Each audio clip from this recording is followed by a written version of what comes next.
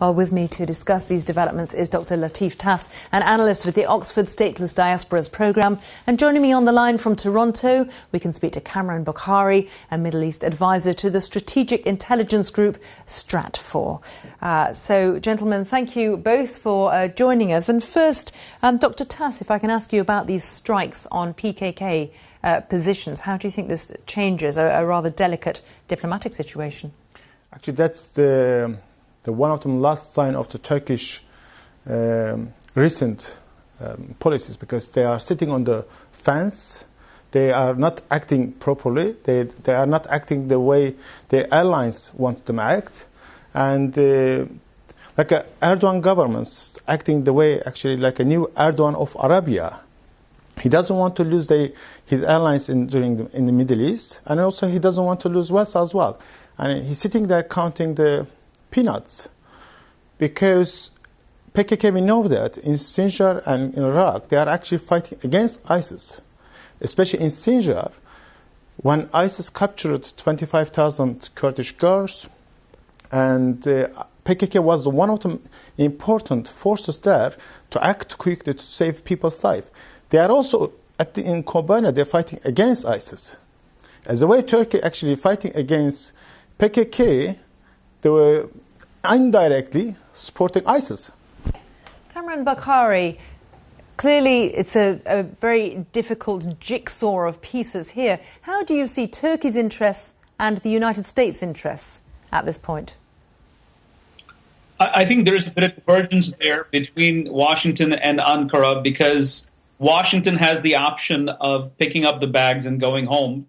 But from the Turkish point of view, this is home, and they're going to be there long after everybody has dealt with and basically moved on. And from the Turkish point of view, there is definitely Daesh, the IS threat, the threat of jihadists on their southern flank. But they also are mindful of, if they fight Daesh to the point where it empowers the Kurds, how will that undermine Turkish security and strategic interests, especially at a time when they've been engaged in delicate negotiations with the PKK. I want to ask you both, Latif first, what you think can come or should come out of this meeting of military commanders in Washington? Actually, military meeting itself, Turkey didn't send a high-ranking the commanders. They sent a director of operations. Yes, exactly. That shows that where the Turkey stand. They don't act properly with the airlines. They act exactly like before the First World War, how Turkish Ottoman Empire couldn't decide which way they act. In the end, they ended with disaster. And Turkey today... In order to combat the advance of Islamic State, what do you think could be agreed that would improve the situation on the ground?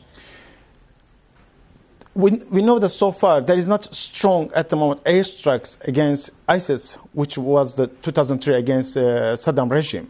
There's very slow action going on, and we know that actually that means many countries that might be against ISIS, but also indirect way they support ISIS as well. They are benefiting with ISIS because there's several proxy war going on in the Middle East.